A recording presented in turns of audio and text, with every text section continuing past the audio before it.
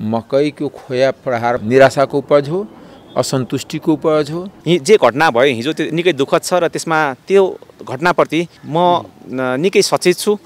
विशेष गरी हाम्रो दल पनि निकै सचेत छ। नेताहरू जुन जानिएको सुनिएको कहलिएको नेताहरू जनताको माझमा असुरक्षित फिल हुन्छ। अब कसैलाई दोष होइन, कसैलाई गाली गरेर होइन, ढुङ्गा हानेर होइन, इँटा हानेर होइन, कमसेकम कर्म गरेर परिवर्तनको लागि हिम्मत गर्नुपर्छ। चुनाव हारेर राष्ट्रिय सभामा छिर्ने प्रवृत्ति आफैमा घातक हो। यो देश र जनताप्रति द्रोह हो। नेताहरूको दुष्कर्मको कारणले आज राजनीतिको अवस्था भएछ। राष्ट्रिय सभा जुन बुढापाका नेताहरूको जुन लोभ र आश बनिरहेछ त्यो आफैमा एउटा गलत कुरा हो। डाक्टर साहब नमस्कार, यहाँलाई स्वागत छ। धन्यवाद। अब नेपालको राजनीतिमा पुराना राजनीतिक दलका शीर्ष भनिने नेताहरूसँग विक्षिप्त भएर जनताले कहिले झापड हानेका घटना, कहिले चाहिँ जुत्ता हानेका घटना त नौलो होइन। अस्ति भर्खर पनि पूर्वमा केपी ओलीलाई झापड हाने भनेर हामीले खबर सुन्यौँ। तर त्यति मात्रै नभएर हिजो नयाँ बनेका दलको चाहिँ सभापतिलाई, नयाँ बनेका दलको नेतालाई रवि लामिछानेलाई पनि खोया प्रहार भएछ।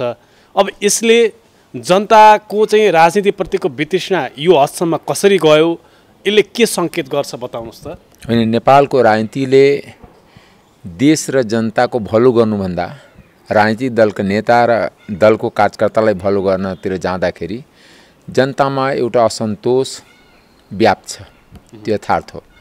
किनकि नेपालमा जुन तरिकाले भ्रष्टाचार भयो दलीय आवरणमा, दलको आवरणमा माथिदेखि तलसम्म, त्यो भ्रष्टाचारको कारणले जनता साह्रै पीडित भयो। उसको शिक्षा समाप्त हो, उसको रोजगारी समाप्त हो, उसको आर्थिक कारोबार समाप्त हो।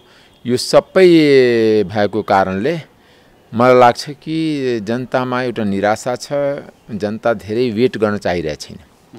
किनकि यो कुनै एक दिनमा भएको कुरा होइन। यो वर्षौँदेखि जुन देशमा अनियमितता, अराजकता, कानुनी शासन नहुने यो प्रवृत्ति देशमा बढ्दै गइरहेको अवस्थामा जनताको एउटा पोइन्ट हुन्छ, सहदै आयो। तर एक पोइन्ट पछि जनता आफ्नो असन्तुष्टि व्यक्त गर्छ। होइन, पुरानालाई त झापड हाने, जुत्ता हाने, ती घटना त नौलो कुरा भएन। तर नयाँ बन्नेकालाई अब यिनीहरूमाथि आश छ, यिनीहरूमाथि विश्वास छ भन्नेहरूका माथि पनि किन खोया प्रहार भयो भन्ने कुरा के होइन। मकैको खोया त हिजो हानेकै हो नि। होइन, एउटा कुरा मैले तपाईँलाई के भन्न खोजेको भने कि मकैको खोया प्रहार भयो, के सन्दर्भमा प्रहार भयो मलाई त्यति छैन। तर मैले पनि सुने तपाईँको सञ्चार माध्यमबाट। तर नयाँलाई त अहिले टेस्ट हुने बाँकी छ नि, टेस्ट हुने बाँकी छ। तर मैले तपाईँलाई सुरुमै भने नि कि जनतालाई यो लागिसकेको छ कि यो टेस्टभन्दा पनि सबभन्दा बढी के छ भने कि अब निराशा छ। निराशाको अभिव्यक्ति निराशाको उपज हो, असन्तुष्टिको उपज हो र कानुनी शासन छैन, कानुनी राज्य छैन।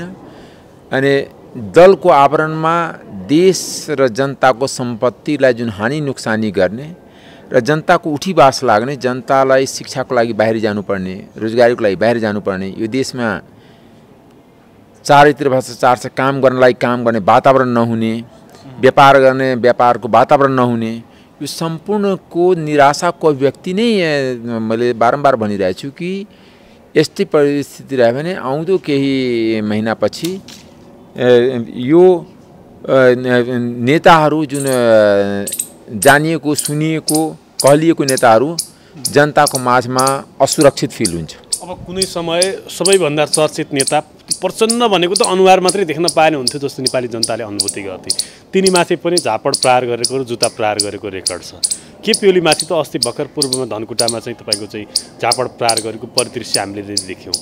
अब रवि लामिछानेमाथि बडो विश्वास गरेको, आश गरिएको मान्छेमाथि मकैको खोया प्रहार भयो। अब अर्को चाहिँ अब राजनीतिमा त तपाईँ पनि हुनुहुन्छ, सतर्क हुनुहुन्छ। जनताको मुद्दामा म खर उत्रिन सकिनँ भने जनताले मलाई माफ गर्दैन है। हिजो खोया प्रहार गर्नेहरूलाई म माथि पनि प्रहार हुनसक्छ भन्ने कुरामा सतर्क हुनुहुन्छ। होइन, एउटा कुरा के चर्चित मान्छे त तपाईँ पनि हो नि राजनीति। होइन, एउटा कुरा के भने यो कुरालाई त मैले मात्र होइन सम्पूर्ण राजनीतिकलाई सचेत हुन भनिरहेको छु कि मन कर्म वचनले निष्ठाले जनताको सेवा गरौँ, देशको सेवा गरौँ। धनी बन्ने व्यापारको रूपमा राजनीतिलाई प्रयोग नगरौँ। आफ्नो दलीय आवरणमा राष्ट्रको सम्पत्तिलाई हानि नोक्सानी नपहुँचाउँ र जनताको जुन जनजीविकाको सवाल छ, चाहे उसको बाँस घाँस कपास होस्, चाहे शिक्षा स्वास्थ्य रोजगारी होस्, चाहे कृषि होस्, त्यसमा एक तरिकाले हामी निष्ठापूर्वक जनतालाई डेलिभरी गरौँ। जुन अहिले साधारण खर्च बढेको भए तल भत्ता को नाउँमा सबै राजनीतिज्ञले पाउनुपर्ने सुविधाको नाममा सबै राजनीतिज्ञले पाउनुपर्ने जुन भइरहेछ त्यो आफैमा एउटा गलत प्रवृत्ति छ। मेनस्ट्रिम मिडियाहरूमाथि आगो ओकाल्ने मान्छे मध्ये तपाईँ पनि हो एकजना ठुला भनिने मिडियाहरू के माथि। हिजो रवि लामिछानेले पनि ठिक त्यस्तै अभिव्यक्ति दिनुभयो। किन चाहिँ नेताहरूको प्रहारमा चाहिँ अहिले चाहिँ विशेष गरी कान्तिपुर परेको छ? अब त्यो मलाई थाहा भएन, तर एउटा कुरा के भने मिडिया आफ्नो दायित्व निर्वाह गर्नुपर्छ। मिडिया एउटा बार्गेनिङ टुलको रूपमा अगाडि बढ्न खोज्यो भने त्यो स्वीकार गर्न सकिँदैन, त्यो स्वीकार योग्य हुँदैन। मिडियाहरू बार्गेनिङ पोइन्ट खोजिरहेका छन्, विगतमा त्यही देखिएको छ। कान्तिपुरको पनि त्यही देखिन्छ। अब पार्टिकुलर ड्युटी मिडियालाई म त्यस्तो भन्दिनँ, तर के भने ठुला मिडियाहरूले जुन जनता र राष्ट्रप्रति जुन जिम्मेवारी जुन निष्ठाले पर्ने गुण र दोषको आधारमा सरकार र राजनीतिक दललाई जुन आलोचना गर्नुपर्ने थियो अथवा जुन जनजीविकाको सवालमा जुन तरिकाले आवाज उठाउनु पर्ने थियो, चाहे विद्यार्थीको पलायन चाहे युवाको पलायनको बारेमा जुन तरिकाले लेख्नुपर्ने थियो त्यो भइरहेको छैन, त्यो यथार्थ। हिजो त आगो उकाल्नु भयो त रवि लामिछानेले कान्तिपुरमाथि। नेताहरूले मिडियामाथि किन यसरी आगो उकालेको? त्यो त उहाँको जवाब त उहाँसँग सोध्नु हो नि। तपाईँ पनि विगतमा होइन, एउटा कुरा के भने मेरो त के भने कुनै पनि गलत प्रवृत्ति र पात्रप्रति या संस्थाप्रति मेरो प्रश्न उठाउने अभिभारा हो र म उठाइरहेको छु। तर पार्टिकुलर कुनै व्यक्तिमा भन्दा पनि त्यो जुन प्रवृत्ति छ प्रवृत्तिमाथि, किनकि पात्रभन्दा प्रवृत्ति दोषी छ। भनेको बार्गेनिङ गर्ने मेनस्ट्रिम मिडियाहरूको त्यो प्रवृत्तिमा तपाईँको चाहिँ असन्तुष्टि हो? असन्तुष्टि छ, किनकि प्रवृत्तिमाथि जबसम्म प्रवृत्ति अन्त हुँदैन पात्र अन्तर भएर केही हुँदैन। अर्को पात्र आयो फेरि त्यही प्रवृत्ति त ल्याउँछ यो प्रमाण म खेदो खान्छु निरन्तर तेरो चाहिँ खेदो खान्छु भन्ने मिडियाहरूले जुन बार्गेनिङ गर्छन् त्यस प्रवृत्तिप्रति तपाईँको असहमति हो? होइन, एउटा कुरा होइन, लानुमा त लाउनु पर्यो नि। एउटा कुरा के भने व्यक्तिगत लाइकिङ र डिसलाइकिङको आधारमा अनि कसैलाई त्यो छुट छैन कि देशलाई नोक्सान पहुँचाउने। किन देशको सेन्टरमा चाहे राजनीतिक कर्मी हुन् चाहे मिडिया कर्मी हुन्, उसको सेन्टरमा जनता हुनु पर्यो, राष्ट्र हुनु पर्यो। जनता र राष्ट्रको सेवामा अरू जुन स्वार्थ गाँसिएको हुन्छ त्यो आफैमा एउटा आपत्तिजनक कुरा हो। अब राष्ट्रिय सभाको निर्वाचन सम्मुखमा छ। राष्ट्रिय सभाको निर्वाचनमा नेताका गर्लफ्रेन्ड, नेताका चाहिँ ससुरालीपट्टिका मावलीपट्टिका अथवा चाहिँ आफन्त, कोही भरपर्दो अत्यन्त भरपर्दो कार्यकर्ता, त्यस्तो व्यक्तिलाई राष्ट्रिय सभाको माननीय यो पटक पनि बनाइन्छ कि अथवा फरक मान्छेहरू पनि आउँछन् अहिले यो पटक? एउटा कुरा के होइन, राष्ट्रिय सभामा त राष्ट्रिय व्यक्तित्व आउनुपर्ने थियो जो विभिन्न पेसाकर्मी हुन्छन्, जुन कलाकर्मीदेखि लिएर साहित्यकारदेखि लिएर इभन मिडिया जो चुनाव लड्न सक्दैन, जो तरिकाले एक तरिकाले राजनीतिभन्दा अभिन्न जो राष्ट्रको धरोहर हुन्, चाहे जुनसुकै फिल्डका हुन्, जुनसुकै सेवाको हुन्, त्यस्तालाई लाउनु पर्ने। तर यो जुन देखेर चाहिँ चुनाव लड्ने हारेपछि फेरि त्यसलाई राष्ट्रिय सभामा चोर बाटोबाट राष्ट्रिय सभामा छिर्ने यो प्रवृत्ति आफैमा समानुपातिकमा नाउँ लेखाउने र समानुपातिकमा नाउँ नपरेपछि फेरि त्यो चोर बाटोबाट राष्ट्रिय सभा जुन बुढापाका नेताहरूको जुन लोभ र आश बनिरहेछ त्यो आफैमा एउटा गलत कुरा। नेताका श्रीमतीदेखि गर्लफ्रेन्डसम्म पर्छन् नि राष्ट्रिय सभामा, देख्नु भएको छ नि विगतको? होइन त पढ्छ भने त त्यसै कहाँ त त्यो राजनीति बदनाम भइरहेछ नि। राजनीति बदनाम एउटा कुरा के भने नेताहरूको दुष्कर्मको कारणले आज राजनीतिको अवस्था भएछ। अनि गृहमन्त्री पनि राष्ट्रिय सभाको माननीय हो, उहाँ पनि चुनाव जितेको मान्ने होइन? होइन, एउटा कुरा के भने चुनाव हार्ने र राष्ट्रिय सभामा जाने प्रवृत्ति आफैमा एउटा घातक प्रवृत्ति हो। राम्रो खाने सबैभन्दा सजिलो बाटो त्यो त झ्यालबाट छिर्ने माननीय।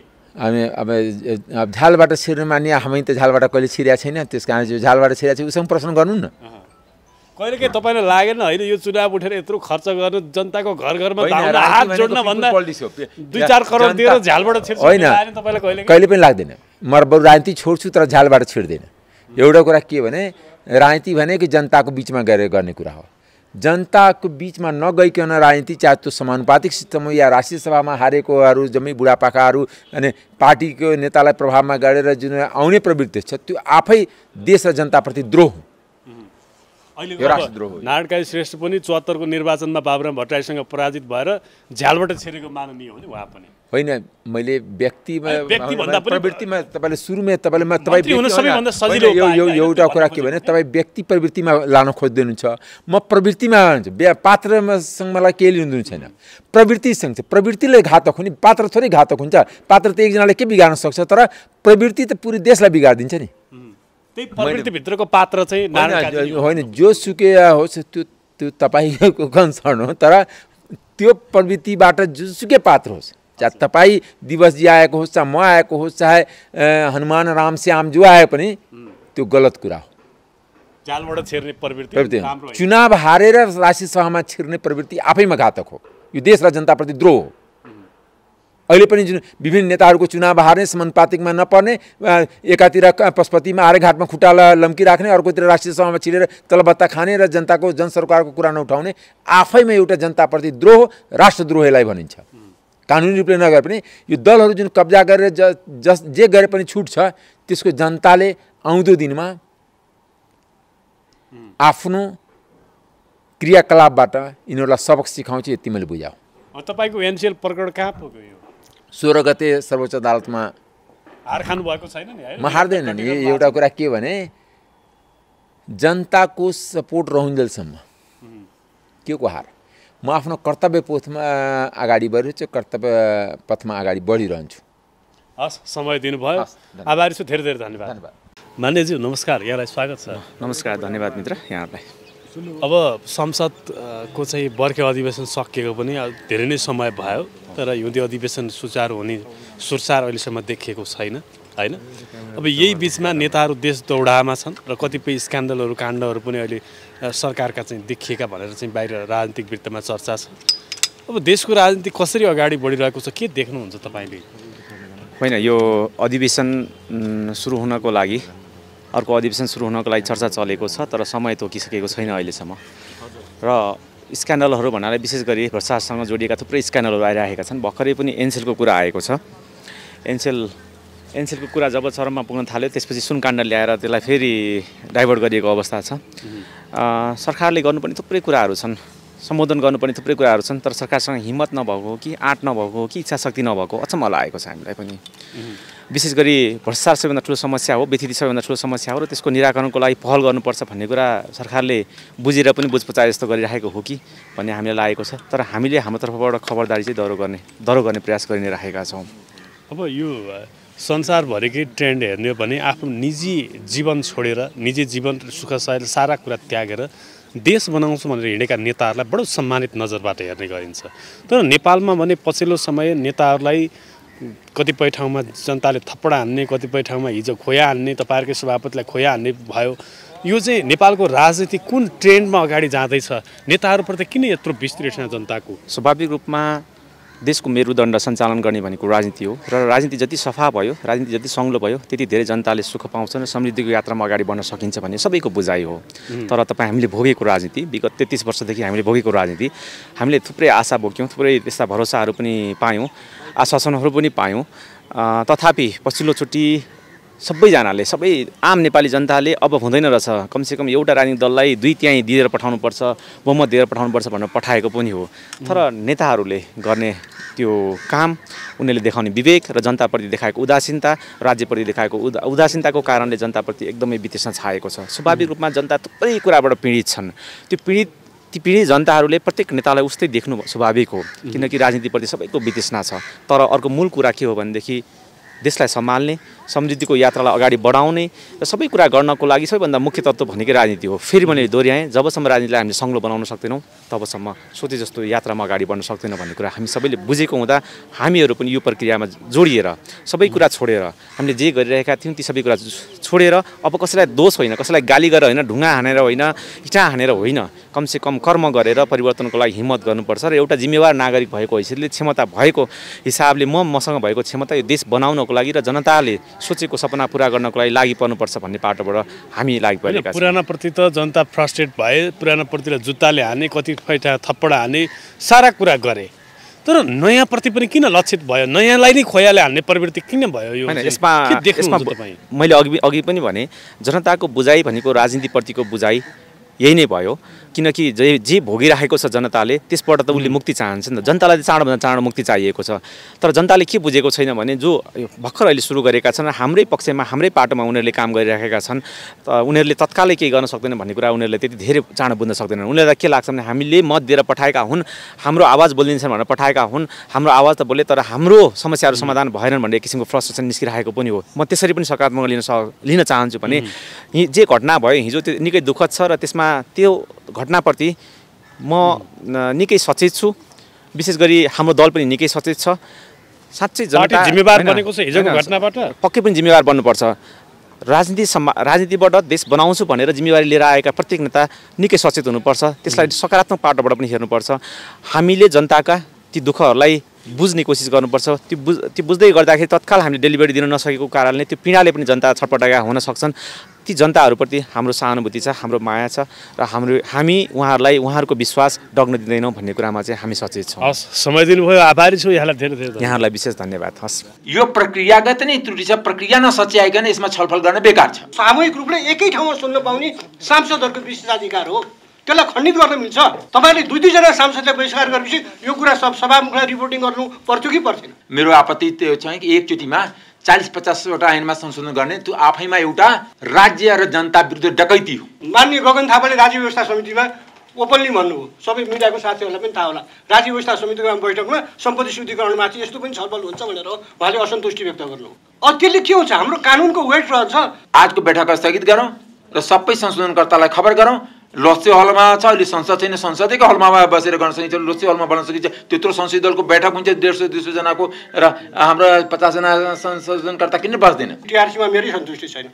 मानेको के भन्दा 3 जना नेताले यो स्वीकार्नु भएको छ भनेपछि ल ठिक छ भनेर टिआरसीको त्यो छलफलको प्रक्रिया स्वीकार्यो। मलाई पटक्कै सन्तुष्टि, किन मैले सबभन्दा धेरै संशोधन हाल्ने म हो। मैले त्यसमा छलफलै गर्न पाएँ। 3 मिनटमा तपाईँ कुरा भन्नुहोस्, हामीले तपाईँको कुरा सुनेर जानुहोस्। त्यस्तो हुन्छ संसदभित्र समितिभित्र छलफलको विधि, कानुन त्यसरी बन्छ। त पहिले सरकारको बदनियतपूर्ण किन देखिन्छ भने एकैचोटि 50 वटा 40 वटामा केही ऐन संशोधन भन्छ, त्यही बदनियत छ। एकैचोटि 40-50 वटा जे मलाई त्यो छिराइदिने, आफ्नो फाइदाको लागि छिराइदिने, कहीँको क्राइटेरिया चेन्ज गरिदिने, कहीँ आफ्नो मान्छे छिराउनेलाई क्राइटेरिया बनाइदिने। एउटा कुरा के भने सिधै फोन गर्ने, फोन गरेर मेसेज त पठाइदिनु पर्छ नि। फोन कहाँको फोन हो? अब जस्तै अहिले यहाँ बसिरहेको छु, यहाँ फोन आएपछि फोन त उठाउनु मिल्दैन।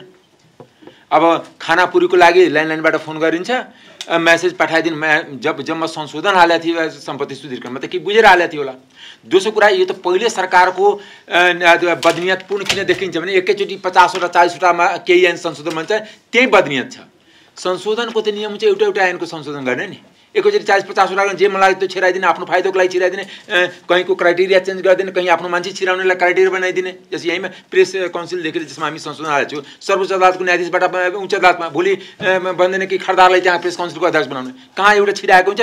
किनकि पहिलाको सरकारमा पनि के हुन्छ कि धेरै ऐन एकैचोटि 70-80 वटा ऐन लाउने, त्यसमा विभिन्न छिद्रहरू आफ्नो अनुकूल छिराइदिने, सांसदले पढ्न पनि पाउँदैन, छलफल पनि गर्न पाउँदैन र त्यसलाई एउटा कर्मकाण्ड पुरा गरेर ऐन बनाउने, त्यो ऐनमा टेकेर राज्यले दोहन गर्ने अनि जनतालाई दुख दिने, देशलाई पछाडि पार्ने, त्यो षड्यन्त्र सुरुदेखि चलिरहेछ र यो ऐनमा पनि त्यही हो। पहिला त सबभन्दा मेरो आपत्ति त्यो छ कि एकचोटिमा 40-50 वटा ऐनमा संशोधन गर्ने त्यो आफैमा एउटा राज्य र जनता विरुद्ध डकैती हो। किनभने एउटा ऐनको संशोधन हुन्छ, संशोधन भएपछि ठिक छ, जुन आउनु छ त्यसमा छलफल गरिन्छ। अब संशोधन के हुन्छ, संशोधन त्यहाँ टेबल हुन्छ, विधेयक संशोधनकर्ताले संशोधन त्यो बेला पढेर हाल्छ, त्यसपछि 3 महिना कानमा तेल राखेर सुत्छ, 3 महिनापछि संशोधनकर्ता बिर्सिहाल्छ कि के मैले संशोधन गरेको थिएँ, के थियो। न विधेयक उसँग हुन्छ, न त्यो संशोधनको कागज त्योसँग हुन्छ, फेरि माग्नुपर्ने स्थिति हुन्छ र त्यसलाई हताहत हुन्छ भने एकदम पास गर्नु, हाम्रो संसदमा केही पास भएन। यो प्रक्रिया ठिक होइन। एउटा मेरो त्यो प्रक्रियागत त्रुटिमै आपत्ति छ। यदि संशोधन कुनै विधेयक टेबल हुन्छ भने त्यसको 10 दिन 15 दिनभित्र त्यो समितिमा छलफल हुनु पर्यो। यो 6 महिना लम्ब्याएर, 3 महिना लम्ब्याएर, 4 महिना लम्ब्याएर कि मान्छेलाई बिर्सिएपछि अनि अँध्यारो कोठाबाट पास गरिदिने, त्यो प्रक्रिया आफैमा ठिक छैन। दोस्रो कुरा, दुईटा मान्यजी भनिसक्नु भएको छ, मेरो पनि समर्थन छ र मेरो माग पनि त्यही छ। समर्थन मात्र होइन, माग पनि छ कि सम्पूर्ण संशोधनकर्तालाई नबोलाइकन त्यतिकै 10 जना 5 जना पाट बाई गरेर एउटासँग एउटा कुरा गर्ने, एउटा कुरा गर्ने भन्ने कि बहुमतै पुगेन, यस्तो पुगेन, त्यस कारणले हामी जे ड्राफ्ट लाए त्यही पास गर्ने। यो के हुन्छ भने यो पनि अर्को षड्यन्त्र हो। पिस गर्ने भनेको के हो भने सरकारले जुन पुअर इन्टेन्सन या ब्याड इन्टेन्सनले लागेको विधेयक हुन्छ त्यो विधेयकलाई जस्ता पास गराइदिएपछि अब कुन दफामा संशोधन हालेको छु एउटै दफामा त हामी 50 जना हालेको छु त्यो दफा हटाउने भन्छु 64 लेखेको छ तल मैले पढिरहेको थिएँ अब त्यहाँ न 50 जना हामी एक ठाउँमा हुन दिन्छौँ भन्छ 20 जनामा होइन उहाँहरूले त अस्ति मानेर जानुभयो त्यसको प्रमाण के त्यस कारणले यो प्रक्रियागत नै त्रुटि छ प्रक्रिया नसच्याइकन यसमा छलफल गर्न बेकार छ प्रक्रिया के छ भने जम्मै संशोधनकर्तालाई बोलाउँ डेट राखेर नआउने त्यो हाम्रो संशोधनकर्ताको गल्ती हो तर छुट्टै बोलाउन अधिकार समितिलाई छैन किनकि हामी पनि धेरै समितिमा बसिसकेपछि चौथो कार्यकाल हो 3टा समितिमा चाहिँ यस्तो गरेर 5 जना गरेर बोलाउने त्यो प्रक्रिया आफैमा अनि यो उचित प्रक्रिया होइन त्यसकारणले सभापतिसँग मेरो विनम्र अनुरोध छ कि आजको बैठक स्थगित गरौँ र सबै संशोधनकर्तालाई खबर गरौँ लोकसेवा हलमा छ अहिले संसद छैन संसदैको हलमा बसेर गर्न सकिन्छ लोकसेवा हलमा बन्न सकिन्छ त्यत्रो संसदीय दलको बैठक हुन्छ 150-200 जनाको र हाम्रो 50 जना संशोधनकर्ता किन बस्दैन बसिहाल्छ मलाई त लाग्छ यसैमा अट्छ किनकि यदि साँच्चै भयो भने किनकि 50-55 जनाको हाम्रो संविधान भन्दाखेरि संविधानको यही थियो विवाद समाधान समिति जहिले पनि यहीमा बसेको मलाई त याद छ त्यसमा त 55 जना हामी सदस्य थियौँ 55 जनाको त यहीँ बस्ने यही हलमा मलाई याद छ यही हलमा जहिले पनि छलफल भएको बाबुराम भट्टराई सभापति हुनुहुन्थ्यो त्यस कारणले मेरो अनुरोध छ कि अर्को दिन बैठक डाकौँ आजको बैठक स्थगित गरौँ र सम्पूर्ण संशोधनकर्तालाई खबर गरेर सही प्रक्रियाबाट अगाडि बढाउँ धन्यवाद संसदको समितिमा विधेयकहरूमाथि राम्रै छलफल हुन नदिन खोजेको हो तपाईँहरूले 2टा विधेयकमा यसो गर्नु हामीले टिआरसीमा मान्यौँ ल तर खोइ त टिआरसी सर्टकटबाट गर्ने भनेर गर्नु खोइ त आजसम्म टिआरसी पास भएको कसले लिने यसको जिम्मेवारी अनि सम्पत्ति शुद्धिकरणमा त मैले र मान्य प्रेम सुवालले एउटा सुरुको बैठकदेखि हामी पुरै संशोधनकर्ताहरूलाई नबोलाएसम्म आउँदैनौँ भनेर हामी बैठकमा आएनौँ तपाईँहरूले हाम्रो अनुपस्थितिमा त्यो चाहिँ संशोधनहरू पास गर्नुभयो तपाईँहरूलाई संसदको नियमावलीको कुन चाहिँ दफाले त्यसो गर्ने अधिकार दिन्छ र आज पनि 20 जनालाई बोलाउने यो संशोधन हाल्दाखेरि समितिका सदस्यहरूको पनि अधिकार हो र हामी संशोधनकर्ताहरूको पनि के अधिकार हो भन्दाखेरि हामीले सबैको कुरा सुनेपछि हामीले आफूले हालेको संशोधन गलत लाग्न सक्छ अथवा मैले आफ्नो कुरा राखेपछि अरू संशोधनकर्ताहरूलाई त्यही बुझामा मेरो कुरा ठिक लाग्न सक्छ र त्यो सामूहिक रूपले एकै ठाउँमा सुन्न पाउने सांसदहरूको विशेषाधिकार हो त्यसलाई खण्डित गर्न मिल्छ तपाईँले 2-2 जना सांसदलाई बहिष्कार गरेपछि यो कुरा सभामुखलाई रिपोर्टिङ गर्नु पर्थ्यो कि पर्थेन रिपोर्टिङ गर्नुहोस् न मेरो तपाईँलाई आग्रह के छ भन्दाखेरि यहाँ अटिँदैन भने तपाईँ हो तपाईँले बोलाएको बैठक तोकेको समय हामी आउन सकेनौँ भने मान्य उहाँले भने जस्तो हाम्रो समस्या हो तर बोलाउन एउटै बैठकमा सबैलाई बोलाउनुपर्छ किन भन्दाखेरि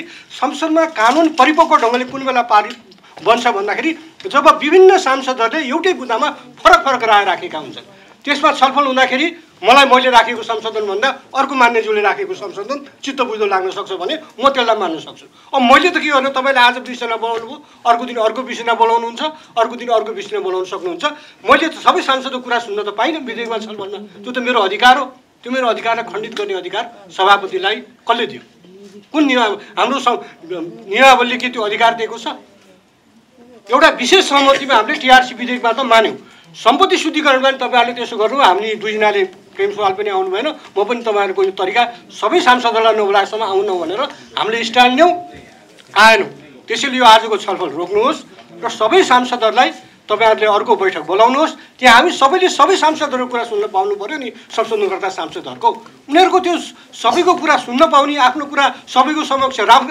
सबै संशोधनकर्ताको समक्ष राख्न पाउने नियमावलीले दिएको अधिकारलाई कुण्ठित गर्न मिल्दैन त्यसैले मैले सभापतिज्यूलाई विनम्रतापूर्वक आग्रह गरेँ कि यो बैठकलाई रोकेर अर्को बैठक बोलाउनुहोस् ताकि जहाँ सबै सांसद आउनुहोस् भ्याउने जति आउनुहुन्छ अब नभ्याउनेहरूले आउनु भएन तर कुरा त सबै संशोधनकर्ता सांसदले संशोधनकर्ता र समितिका सबै सदस्यको माझमा राख्न पाउनु पर्यो नि त्यो अधिकारलाई यसरी नटुक्राउनुहोस् किनभने तपाईँहरूले यहाँ गर्नुभयो मान्य संसदीय व्यवस्था मन्त्रीलाई थाहा छ कि छैन मान्य गगन थापाले राज्य व्यवस्था समितिमा ओपनली भन्नुभयो सबै मिडियाको साथीहरूलाई पनि थाहा होला राज्य व्यवस्था समितिको बैठकमा सम्पत्ति शुद्धिकरणमाथि यस्तो पनि छलफल हुन्छ भनेर उहाँले असन्तुष्टि व्यक्त गर्नुभयो त्यसले के हुन्छ हाम्रो कानुनको वेट रहन्छ यो यो यो यस्तो तरिकाले छलफल भयो भनेपछि त्यो कानुनको कार्यान्वयनमा पनि त्यसले सायद मनोवैज्ञानिक असर पार्छ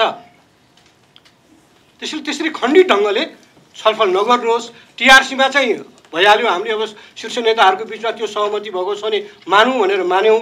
तर हरेक विधेयकमा तपाईँले त्यसो गर्न थाल्नु भने यो त विडम्बना हुन्छ, यो त मिल्दैन।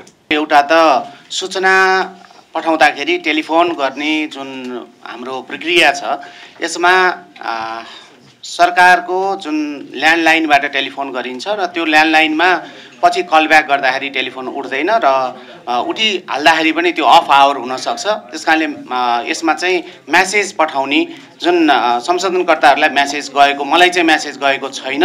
त्यस कारणले यो एउटा सुध्रिनु पर्यो। र अर्को मैले अहिले भन्न खोजेको विशेष कुरा भनेको के हो भने सभाज्यू, संशोधनकर्ताहरू यहाँले भन्नुभएकोमा ६५ जना जति भन्नुभयो, मसँग प्राप्त भएको डकुमेन्टमा ५५ जना देखिन्छ। जतिजना भए पनि तपाईँको संशोधनकर्ताहरूले राखेको संशोधन चाहिँ धेरैजनाले राख्दै गर्दाखेरि एउटै विषयमा संशोधन परेको धेरै मान्यज्यूहरूको एउटै संशोधन परेको हुनसक्छ। त्यस कारणले हामीले यसभन्दा अगाडि पनि जुन संशोधनहरू राखियो र ती संशोधनहरूलाई राख्नका लागि मात्रै राखिएको जस्तो र त्यो किन कार्यान्वयनमा गएन, किन संशोधनमा गएन भन्ने विषयको हामीले लिखित रूपमा धारणा माग्दा समेत धारणाहरू पाइरहेका छैनौँ। एउटा कुरा चाहिँ यो लेख्नैका लागि तपाईँको चाहिँ यसमा यहाँहरूलाई देखाउनैका लागि होइन, यसको चाहिँ महत्त्वपूर्ण कारण भएर संशोधन राखिएको हुन्छ। र यो संशोधन राखिएको कुरा मैले राखेको संशोधनलाई भन्नुपर्दा यो संशोधन किन राखियो भन्ने कुरा मैले स्पष्ट यहाँ लेखेको छु। आज मैले बोल्ने पनि यही कुरा हो। यदि त्यसो हो भने मलाई नबोलाइकन पनि यहाँले निर्णय गर्न सक्नुहुन्छ। तर यदि हामीलाई संशोधनकर्तालाई सबैलाई बोलाउने हो भने सबैजना संशोधनकर्तालाई यदि यो हलमा ठाउँ पुग्दैन भने नेपाल सरकारको लोकसे हल छ लगायत नेपाल सरकारको अन्य ठाउँहरू छ जहाँ चाहिँ सबैजना एकैचोटि उपस्थित हुन सक्ने ठाउँ छ। र संशोधनकर्ताहरूलाई एकैचोटि उपस्थित हुन सकिँदैन भने त्यो संशोधनकर्ताको समस्या हो। यदि म चाहिँ तपाईँहरूले निमन्त्रणा गरेको दिन आउन सकिनँ भने मैले यहाँबाट भएको निर्णय मान्नुपर्छ। यो यो यो साधारण बुझ्ने कुरा हो। त्यस कारणले चाहिँ यो बैठक सुरु गर्नुभन्दा अगाडि मेरो चाहिँ माग के छ भने सम्पूर्ण संशोधनकर्ताहरूलाई एकैचोटि बोलाएर एकै ठाउँमा राखेर सबै संशोधनकर्ताहरूको कुरा सुनेर तपाईँको कार्यक्रम अगाडि बढाउन, बैठक अगाडि बढाउन म चाहिँ माग गर्दछु। विशेष गरी विधेयक संशोधन सम्बन्धीको छलफलमा केही नेपाल ऐन संशोधन गर्न पर्नेको विधेयक आफैमा धेरै त्रुटिपूर्ण छ भनेर सदनमा निकै व्यापक रूपमा यसको सैद्धान्तिक पाटोमा छलफल भएको हो। तर यसका व्यापक पक्षहरूमा दफादार रूपमा छलफल गर्नको लागि चाहिँ हामीलाई समितिमा समय उपलब्ध गराइन्छ, समितिबाट यसको छलफल गर्ने हो भनेर हामीले बुझेका छौँ। र हामी यहाँ उपस्थित हुँदै गर्दाखेरि हाम्रो मात्र भावना होइन, आम जनताको भावना लिएर यहाँ आम जनताका कुराहरू राखेर यहाँ छलफल गर्दै गर्दाखेरि यसरी जुन प्रक्रियाबाट 20 जना राखेर छलफल गर्ने प्रक्रिया ल्याइँदैछ, त्यो प्रयास गरिँदैछ र यसलाई अन्तिममा कसरी पास गरिन्छ भन्ने पाटो नि हामी बुझ्न सक्दैनौँ। र यो 55 जना जसले संशोधन राख्नु भएको छ सबैजनाको कुरा हामीले सुन्न नपाउँदै गर्दाखेरि अरू सांसदज्यूहरूले के बोल्नुभयो भन्ने कुरा पनि हामीले सुन्न पाउँदैनौँ। स्वाभाविक रूपमा सरकार पक्ष बहुमत हुन्छ जहिले पनि र प्रतिपक्ष भनेको अल्पमत नै हो। त्यसमाथि पनि हामीले प्रतिपक्षमा रहेर विशिष्ट किसिमले आवाज उठाउँदै गर्दाखेरि एउटा दफा यहाँ मैले हेर्दै गर्दाखेरि दफा 64मा संशोधन हाल्ने 28 जना सांसद हुनुहुँदो रहेछ। उहाँहरू सत्ता पक्षबाट पनि हुनुहुन्छ, प्रतिपक्षबाट पनि हुनुहुन्छ। हामी उहाँहरूले बोलेका पनि हेर्न चाहन्छौँ, उहाँहरूले देखाएको भाव पनि हेर्न चाहन्छौँ। कहीँ कतै यहाँ संशोधन हाल्नको लागि संशोधन हालिन्छ तर त्यहाँ त्यो किताबमा उभिने बेलामा उहाँहरू कता उभिनुहुन्छ त्यो पनि हामी हेर्न चाहन्छौँ। त्यसकारण मेरो पनि अनुरोध के छ भने यस ऐनमा संशोधन हाल्ने 55 जना हुनुहुँदो रहेछ। 55 जना सांसदलाई एकैचोटि बोलाएर सबैसँग बहस गरौँ र कम्तीमा पनि हप्ता दिनको समय दिएर उहाँलाई जानकारी दिउँ र एकैचोटि यो संशोधनको लागि छलफल चलाउँ भन्नको लागि म पनि अनुरोध गर्न चाहन्छु अरू माननीयज्यूहरूले भने जस्तै। र आजको बैठकलाई यहीँ अन्त्य गरेर अर्को बैठकको समय घोषणा गर्न अनुरोध गर्न चाहन्छु। धन्यवाद। गर्नै पर्छ र यो कानुन बनाइरहँदाखेरि अर्को सजिलो पक्ष चाहिँ भोलिका दिनमा हामीले फाइनलमा जाँदाखेरि चाहिँ सबै मान्य संशोधनकर्ता मान्य सदस्यज्यूहरूको कुरा सुनिसके पछाडि हामीलाई नै सजिलो हुने रहेछ। त्यो चाहिँ कतिपय कुरा चाहिँ मान्य रघुजी पन्तज्यूले भने जस्तो अर्को मान्यज्यूले राखेको कुराले चाहिँ अब त्यो कतिपय हुन्छ नि त, 2 जना बोलिरहँदाखेरि चाहिँ फरक धारणा भइराखेको हुन्छ। ऐन एउटै छ, विषयवस्तु एउटै हुँदाहुँदै पनि धारणा त फरक हुने भयो। तर उहाँ अर्को मान्यज्यूले बोलेका कुराले आफूलाई चित्त बुझ्न पनि सक्ला भन्ने कुरा चाहिँ उहाँले अस्तिको बैठकमा पनि राख्नुभएको थियो। सम्पत्ति शुद्धिकरणको चाहिँ संशोधनमा आउँदाखेरि चाहिँ र आज त धेरै मान्यज्यूहरूले त्यही कुरा राख्नुभएको छ जुन कुरा मान्य रघुजी पन्तजीले राख्नुभयो। त्यसले गर्दा मेरो चाहिँ आग्रह सभापतिज्यू मान्य मन्त्रीज्यूलाई हामी यति महत्त्वपूर्ण र लामो विधेयकमा छलफल गरिराखेका छौँ। त्यसले गर्दाखेरि चाहिँ एकचोटिको लागि आजको बैठक स्थगित गरेर सबै संशोधनकर्ता मान्य सदस्यज्यूहरूलाई बोलाइयो भनेदेखि चाहिँ राम्रो म्यासेज जाला र हामीलाई भइसकेपछि माननीय संशोधनकर्ता सदस्य साथीहरूसँग छलफल गर्ने भनेको साह्रै महत्त्वपूर्ण काम हो र छलफलपछि नै हामीले अरू आवश्यक विज्ञहरूसँग सरोकारवालाहरूसँग पनि छलफल गरेर त्यसपछि समितिमा टुङ्गोमा पुग्ने कुरा हुन्छ। मान्य सदस्य संशोधनकर्ता मान्य सदस्य साथीहरूको कुरो आइसकेको छ। अब हाम्रो विगतमा दुईटै अभ्यास छ। फेरि सबै संशोधनकर्ताहरूलाई आमन्त्रण गरेर दफा क्रमअनुसार चाहिँ त संशोधनका औचित्य त्यसको सान्दर्भिकता मान्यजीहरूले राख्ने, समितिले त्यसलाई नोटिसमा लिने र त्यसपछि छलफलको क्रममा ती कुरालाई पनि सामने राखेर टुङ्गोमा पुग्ने पनि पद्धति छ। अनि संशोधनकर्ता मान्य सदस्यहरूको सङ्ख्या बढी भएको अवस्थामा यसलाई चाहिँ त केही समूहगत रूपमा आमन्त्रण गरेर छलफल गर्ने पनि अभ्यास छ। विगतमा दुईटै अभ्यास छन्। तर अब यत्रो संशोधनकर्ता मान्य सदस्यहरू प्रायःजसो सबैले एकैचोटि सबै बसेर छलफल गरौँ भनेर भनिसकेपछि नाइ भन्नुपर्ने के कारण हुन्छ भन्ने मलाई लाग्दैन। बरु खालि के हो भने अब जस्तो 50, 55, 60 जना जति पनि मान्यजीहरू हुनुहुन्छ, समूह ठुलो भयो, ठुलै हलमा गर्नु पर्यो बैठक र सबैभन्दा ज्यादा महत्त्वपूर्ण कुरा समय व्यवस्थापनको कुरा हुने भए हुनाले बरु मेरो आग्रह चाहिँ के छ भने अर्को दिन फेरि सबै मान्यजीहरूलाई बोलाउने र चाहिँ त पहिले बरु समय पनि तोकिदिँदा हुन्छ भन्छु म। एकजना मान्य सदस्यले कति मिनटमा चाहिँ त कुरो राख्ने, किनभने त्यसलाई अनन्त गऱ्यौँ भने फेरि यो एउटै विधेयकको छलफलमा हामी महिना लगाउँछौँ।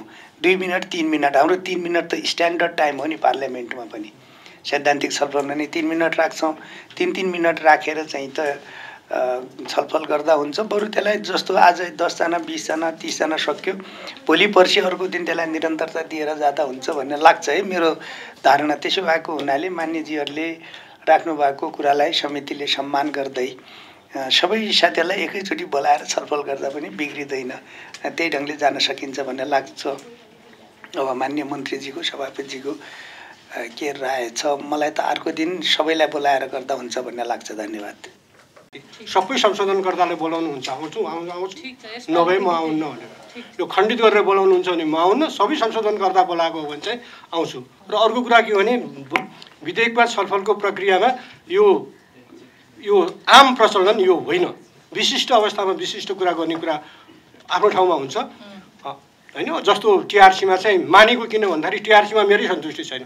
मानेको के भन्दा 3 जना नेताले यो स्वीकार्नु भएको छ भनेपछि ल ठिक छ भनेर टिआरसीको त्यो छलफलको प्रक्रिया स्वीकार्यो। मलाई पटक्कै सन्तुष्टि, किन मैले सबभन्दा धेरै संशोधन हाल्ने म हो, मैले त्यसमा छलफलै गर्न पाएँ। 3 मिनटमा तपाईँ कुरा भन्नुहोस्, हामीले तपाईँ कुरा सुनेर जानुहोस्। त्यस्तो हुन्छ संसदभित्र समितिभित्र छलफलको विधि, कानुन त्यसरी बन्छ। त्यसैले त्यो तरिकामा त जाने कुरै होइन। तर यसमा पनि के भन्दा बोलाउँदा कोही आउँदैन, त्यसको लागि मिटिङ रोक्नु पर्दैन, छलफल अगाडि बढ्छ, उसको संशोधन बाँकी भन्यो। तर प्रत्येक बैठकमा सबैले खबर गर्नुपर्छ। आउने आउँछन्, नआउने आउँदैन। अब आउन बोलाउने आउने उसको राइट हो, आउँदैन भने ऊ आएन, त्यो सिद्धि हो। त्यसैले मेरो भनाइ चाहिँ के भन्दाखेरि संसदलाई यो सरकारले असहयोग गर्न खोजेको होइन। किन यसो भन्न खोजेको भन्दाखेरि कानुन बन्छ भने कानुनको जिम्मेदारी बनाउनेहरूले पनि त लिनुपर्छ।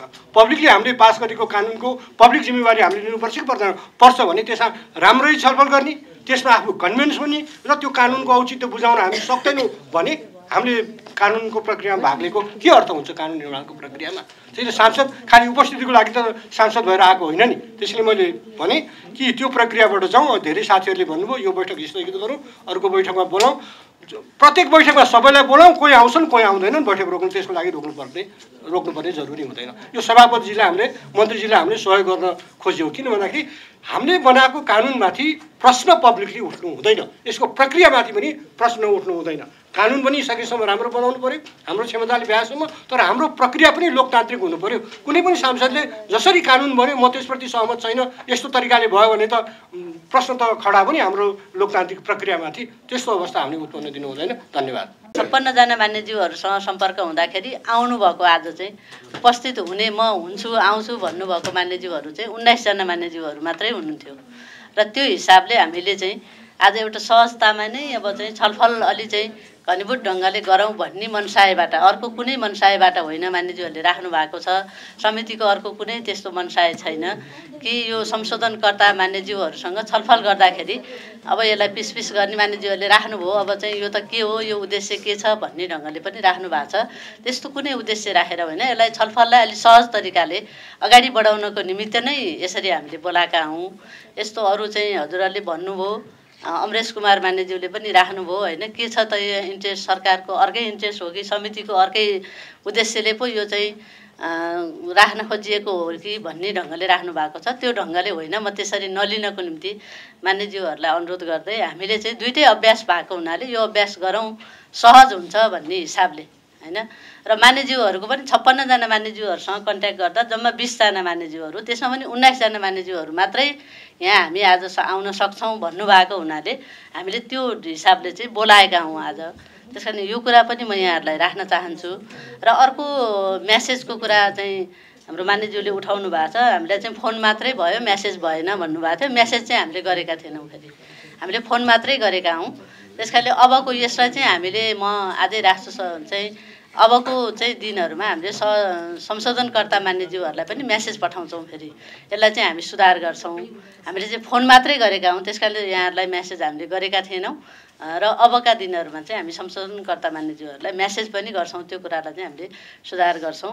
र अब मान्यज्यूहरू सबैजनाले यहाँ राखिसक्नुभयो, हाम्रो चाहिँ समितिका मान्यज्यूहरूले पनि राख्नुभयो, यसलाई सारौँ न त भन्ने हिसाबले राख्नुभएको कारणले यसलाई हामीले कानुनलाई कसरी मजबुत बनाउने, समितिले यसलाई चाहिँ कसरी मजबुत बनाएर पठाउन सक्छ, यति मात्रै हाम्रो समितिसँग मान्यज्यूहरूसँग र मेरो हामी सबैको एउटै उद्देश्य छ। त्यस कारणले गर्दाखेरि कानुन निर्माण गर्दाखेरि त्यसलाई कसरी मजबुत बनाउन सकिन्छ, कसरी राष्ट्रिय हिसाबले चाहिँ त्यसलाई मजबुत बनाएर अगाडि लान सकिन्छ भन्ने उद्देश्य मात्रै हामी सबैसँग छ। त्यस कारणले यहाँले जो सुझाव राख्नुभएको छ त्यो सुझावलाई मध्यनजर गर्दै हामीले चाहिँ अब गाह्रो त गाह्रै छ, 62 जना मान्यज्यूहरू हुनुहुन्छ र हामीले चाहिँ एउटै बैठकमा राखेर छलफललाई चाहिँ लानको निम्ति त गाह्रै होला। र संशोधनकर्ता मान्यज्यूहरूसँग हामीले कन्ट्याक्ट गर्दाखेरि हाम्रो अनुभव विगतको चाहिँ सम्पत्ति शुद्धिकरणकै चाहिँ छलफल संशोधनको छलफलकै सन्दर्भमा हेर्दाखेरि पनि मान्यज्यूहरूलाई हामीले 4 पटक 5 पटकसम्म पनि फोन गरेका छौँ। समितिबाट चाहिँ हजुरहरू आइदिनु पर्यो, हजुरको आज संशोधन चाहिँ छलफलमा भाग लिने पालो छ, आउनुहोस् भनेर 4-5 पटकसम्म फोन गर्दाखेरि पनि उहाँहरू नआउनु भएको अनुभव पनि हामीसँग छ, उपस्थित नहुनु भएको अनुभव पनि छ। त्यस कारणले गर्दाखेरि अब त्यो सबै अब यहाँहरूको सुझावलाई हामीले ध्यानमा राख्दै हाम्रो बैठक संयुक्त रूपमा संशोधनकर्ता मान्यज्यूहरूलाई संयुक्त रूपमै बोलाएर छलफल गराउन हामीलाई कुनै समस्या त हाम्रो तर्फबाट समितिको तर्फबाट कुनै समस्या छैन। तर अलिकति छलफल सहज ढङ्गले चाहिँ जाने, मान्यज्यूहरूको विषयलाई चाहिँ त्यो समयको हिसाबले गाह्रो हुन्छ कि भन्ने हिसाबले मात्रै हामीले यसरी गर्न खोजेका हौँ।